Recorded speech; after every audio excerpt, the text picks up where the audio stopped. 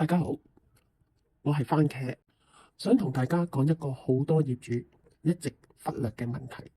如果你而家先覺得法團有問題，其實唔係突然發生，問題一早已經埋咗伏線。而呢個伏線係租置盤嘅制度建立初期就已經開始。要追溯翻當年政府推出租者置其屋計劃嘅時候，好多屋邨喺業權剛剛分拆，業主未真正明白分拆咗啲乜嘢之前，房署已經完成所謂分家分地，同時訂立咗大廈公契。公契入面有冇對小業主唔公平嘅條款？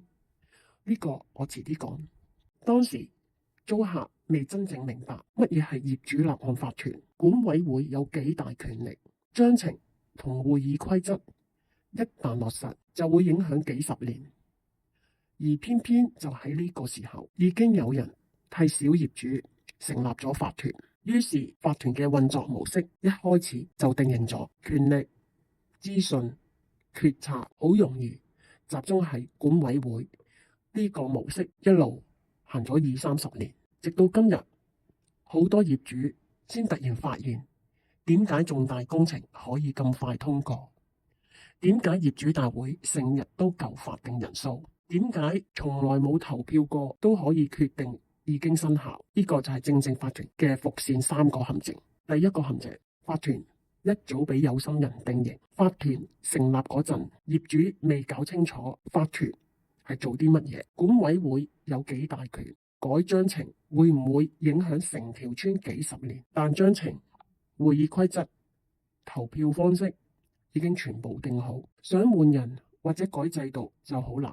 結果法團一開始點樣行，之後一路跟住行落去。第二個陷阱，長期低出席率反而對法團變成優勢。好多業主以為我唔去開會就唔關我事，但事實係當多數業主唔出席，只要一小撮人固定出現，法定人數就永遠都夠。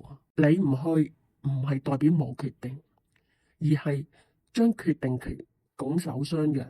第三個陷阱，授權書變成隱形票箱。呢個係最多業主中招，但最少人發現嘅陷阱。多數業主冇出席會議，但簽咗授權書。關鍵問題，授權俾邊個？有冇限制用途？會唔會長期重複使用？當授權書集中喺同一批人手上，投票結果未開會已經決定。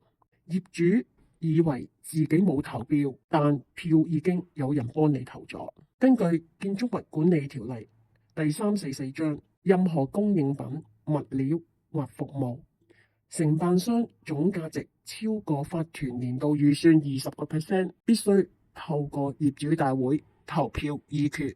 由於多數業主冇出席，或者一早簽咗授權書，決定人數自然夠，議決自然通過。工程真正落實，業主先發現唔對路，但嗰一刻已經太遲。唔好我介意講，當年首批業主多數係草根階層，連大廈公契都未必清楚，只係以為買咗樓就可以安居樂業。制度本身未必錯，但法團權力唔平衡，透明度不足，先衍生出今日香港多個屋邨出現嘅圍標、濫權、公器私用。